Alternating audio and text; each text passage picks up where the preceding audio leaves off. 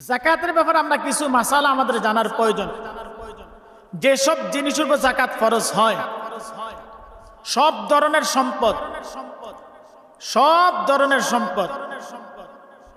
সামগ্রীর উপরে আল্লাহ তাআলা যাকাত ফরজ করেন না। সব ধরনের সম্পদ এবং সামগ্রী যে সমস্ত বস্তুগুলো আছে ওগুলোর উপরে কি করেন না, যাকাত ফরজ করেন না। আল্লাহর ইনসাফ আছে কিন্তু। হ্যাঁ, শুধু সোনা, রূপা, টাকা পয়সা, পালিত পশু নির্ধারিত নিয়ম অনুসারে এবং ব্যবসার পণ্য যাকাত ফরজ হয়। সহজ কথা, সব ধরনের সম্পদের উপরে এবং সামগ্রীর যে সমস্ত বস্তু রয়েছে ওগুলোর উপর যাকাত ফরজ না।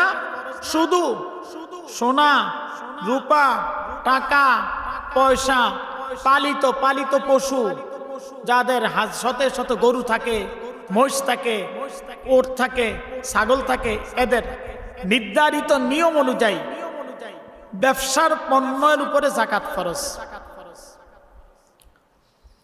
এখন আসেন, সোনা রূপার অলংকার সর্বদা কাল বদলে ব্যবহৃত হোক বা না হোক, একবারে করেন বা না করেন, করুক বা না, সর্ব অবস্থায় কিন্তু যাকাত দিতে হবে। সোনা রূপা ব্যবহার করুক বা না করুক, একবারও ব্যবহার করে না, কিন্না আইনে রেখে দিছে, জামাই কিন্না আনছে বাস রেখে দিছে, যাকাত দিতে হবে। অনেকগুলা দালাইল আছে এই ব্যাপারে। আবু দাউদ শরীফের হাদিসের মধ্যে আসছে, সুনানে নাসাই শরীফের হাদিস 2258 নম্বর, মুসান্নাফে আব্দুর রাজ্জাক 7054, 7061, 7063, 7065 নম্বর হাদিসের মধ্যে আছে এই ব্যাপারে স্পষ্ট। অলংকার ছাড়া সোনা রূপার অন্যান্য সামগ্রীর উপরও যাকাত ফরজ হয়। অলংকার ছাড়া সোনা রূপার অন্যান্য যে সামগ্রী আছে, বস্তু যদি থাকে, এটার উপরে কি যাকাত ফরজ হয়। এখন আসেন আরেকটি মাসালা, জামা কাপড় কিংবা অন্য কোনো সামগ্রী সোনা রূপার কারুকাজ করা থাকলো তাও যাকাতের হিসাবে অন্তর্ভুক্ত হবে, এবং যেই পরিমাণ সোনা রূপা কারুকাজ লেগেছে অন্যান্য যাকাতযোগ্য সম্পদের সঙ্গে তারও যাকাত দিতে হবে। আমি নিজে দেখছি, একজনের বাসায় গেছে একটা স্বর্ণের কলম, ওই স্বর্ণের কলম উপরে যাকাত দিতে হবে। এবং আরেক বাসায় গেছি একজনের নাতিরে মুখে খাবার তুলে দেওয়ার জন্য, প্রথম মায়ের দুধ ছাড়ার পরে খাবার খানা বাহিরের ওটা স্বর্ণের চামচ দেখা পাইছে। একসময় শুনছিলাম যে স্বর্ণের চামচ দিয়া প্রথম খানা খায় মানুষ, সব সময় খাইছে, এরকম অনেক আগে শুনছিলাম। তো একজনের খাবাইতে গিয়ে আমাদের দেয়াইছে, স্বর্ণের ছোট্ট একটা চামচ দিয়ে খানা খাবাইছে। এইগুলার উপরে যাকাত ফরজ হবে।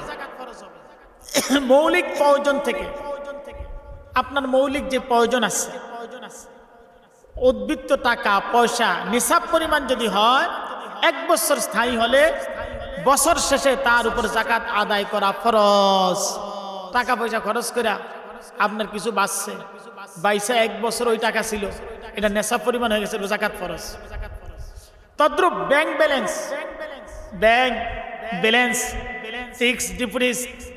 ফিক্স ডিপোজিট আছে একটা, বন্ড সার্টিফিকেট আছে একটা, আবার হলো এই অন্যান্য অনেক কিছু আছে, প্রাইস বন্ড যেটাকে বলা হয়, ওগুলা নগদ টাকা পয়সার মতন এসবের উপর যাকাত ফরজ যদি নেশাব পরিমাণ হয়।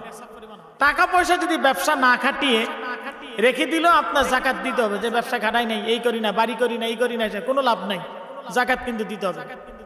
আরেকটা মাসালা জানেন নেন, গুরুত্বপূর্ণ, কোন ব্যক্তি যদি হজের জন্য টাকা জমাইছে, হজের জন্য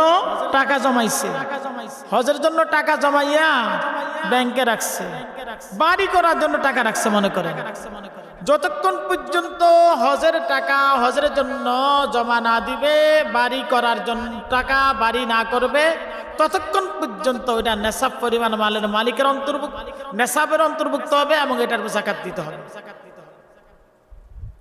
এটার উপরে যাকাত দিতে হবে। দলিল কি? মুসান্নাফ আব্দুর রাজ্জাক হাদিস নম্বর 7032, মুসান্নাফ ইবনে আবি শাইবা 10325 নম্বর হাদিস। এখন আসেন আরেকটি মাসালা, দোকান বিক্রি করার উদ্দেশ্যে, দোকানে বা দোকানের মধ্যে বিক্রয়ের উদ্দেশ্যে যদি আপনি কিছু রাখা হয়, বাণিজ্যিক দ্রব্য যেটাকে বলা হয়, ব্যবসায়িক মাল, এর মূল্য নিসাব পরিমাণ হলে জাকাত আদায় করা ফরজ। আবু দাউদ শরীফের হাদিস, একাধিক হাদিস দ্বারা প্রমাণিত। দালাইলগুলো বললাম না, জানাই নেন পরবর্তী সময়।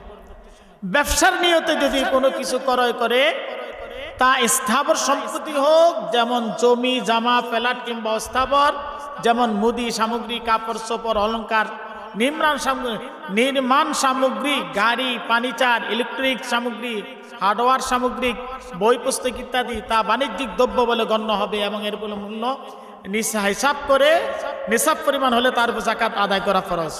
মাসালাটা আবার বলি, আপনি সম্পদের অনেকগুলা দোকানের মালিক, অনেকগুলা বাড়ির মালিক, অনেক জমিনের মালিক, সম্পদ এমনি করে রাখছে, জাকাত এগুলার উপর ফরজ হবে না।